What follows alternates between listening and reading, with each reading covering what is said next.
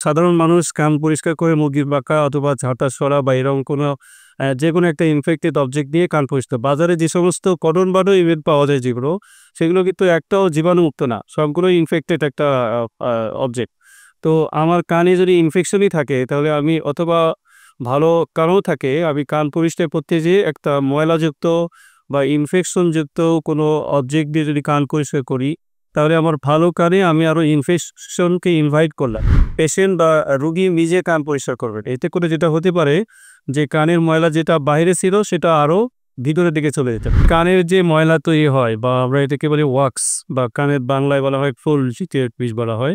এগুলো actually self cleaning, নিজেই পরিষ্কার হওয়ার কথা। আমরা যখন জ মুভমেন্ট করি, মুখ নাড়াচাড়া করি, এই মুভমেন্টের কারণেই ন্যাচারালি কানের ময়লাগুলো পরিষ্কার হয়ে যাওয়ার কথা।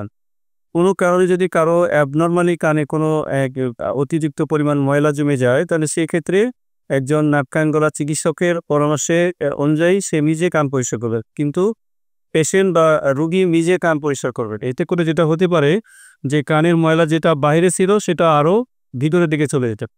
১, ২ নম্বর হচ্ছে যে অ্যাক্সিডেন্টালি কানের পর্দায় যদি আবার ওই কটন বাদ দিয়ে আঘাত লেগে কানের পর্দাটা আবার ছিদ্র হয়ে তার পার্মানেন্ট হিয়ারিং লস হতে পারে। কানের শ্রবণশক্তি নষ্ট হয়ে যেতে পারে অথবা কানটা কারো আবার নতুন করে শুরু হতে পারে। এইজন্য সবচেয়ে নিরাপদ হচ্ছে কানের ময়লা নিজের কান নিজে পরিষ্কার না করে প্রয়োজনে একজন নাক কান গলা রোগ বিশেষজ্ঞ ডাক্তারের শরণাপন্ন হয়ে কানের ময়লা পরিষ্কার কান পরিষ্কার করার ক্ষেত্রে যে ধরনের ইনস্ট্রুমেন্ট ব্যবহার করে সেগুলো আসলে মানে সায়েন্টিফিক না। এতে করে যেটা হতে পারে যে কানের পর্দাও ছিদ্র হয়ে যেতে পারে এবং পাশাপাশি কানের শ্রবণ শক্তি পার্মানেন্টলি লস হয়ে যেতে পারে। এজন্য কান পরিষ্কার করার প্রয়োজন হলে অবশ্যই এক্সপার্ট একজন ইএনটি বা নাক কান গলা বিশেষজ্ঞ ডাক্তারের পরামর্শ নিয়ে তার তত্ত্বাবধানে কান পরিষ্কার করা হচ্ছে। আমাদের দেশে খুবই কমন যে সাধারণ মানুষ কান পরিষ্কার করে মুরগির পাখা অথবা ঝাঁটা সরা বা এরকম কোনো যেকোনো একটা ইনফেক্টেড অবজেক্ট দিয়ে কান পরিষ্কার। বাজারে যে সমস্ত কটন বাডও ইভেন পাওয়া যায় যেগুলো, সেগুলো কিন্তু একটাও জীবাণুমুক্ত না। সবগুলোই ইনফেক্টেড একটা অবজেক্ট। তো আমার কানে যদি ইনফেকশনই থাকে তাহলে আমি অথবা ভালো কানও থাকে, আমি কান পরিষ্কার করতে যেয়ে একটা ময়লাযুক্ত বা ইনফেকশনযুক্ত কোনো অবজেক্ট দিয়ে যদি কান পরিষ্কার করি, তাহলে আমার ভালো কানে আমি আরো ইনফেকশনকে ইনভাইট করলাম। সো কানে যেখানে ইনফেকশন নাই নতুন করে আবার ইনফেকশন তৈরি হতে পারে। এজন্য কোনো প্রকার আমি একবারই বলেছি যে কানে অ্যাকচুয়ালি নিজের কান নিজে পরিষ্কার করা নিজের জন্যই বিপজ্জনক। ইয়ারফোন আসলে একটা নির্দিষ্ট সাউন্ড লেভেল আছে। যদি আমরা ওই সাউন্ড লেভেল ক্রস করি তাহলে যেটা হতে পারে যে লং টার্ম আমার কানের অন্তঃকর্ণে যদি অনেক দীর্ঘ সময় ধরে যদি এরকম নয়েজ হয় বা শব্দ দূষণ যদি যায়, তাহলে আমাদের কানের অন্তঃকণে কিছু নিউরাল সেল আছে, নিউরনস আছে।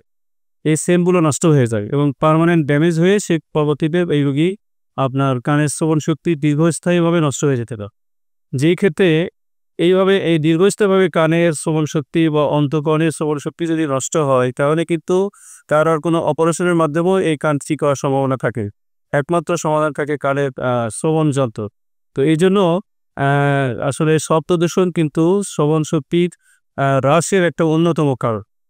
যেকোনো সময় আপনার শ্রবণশক্তি যদি লাউড ভয়েসে যদি শোনা হয় বা অনেক উচ্চমাত্রার শব্দ যদি শোনা হয়, তাহলে যেকোনো মুহূর্তেই সাডেনলি তার হিয়ারিং লস হতে পারে, ডেফনেস হয়ে যেতে পারে। আর যদি লো ভলিউমে শোনে এবং প্রোগ্রেসিভ মানে লং টাইম দীর্ঘদিন ধরে যদি একটা শব্দ দূষণ কানে যায়, তার কিন্তু শ্রবণশক্তি ডে বাই ডে আস্তে কমতে থাকে।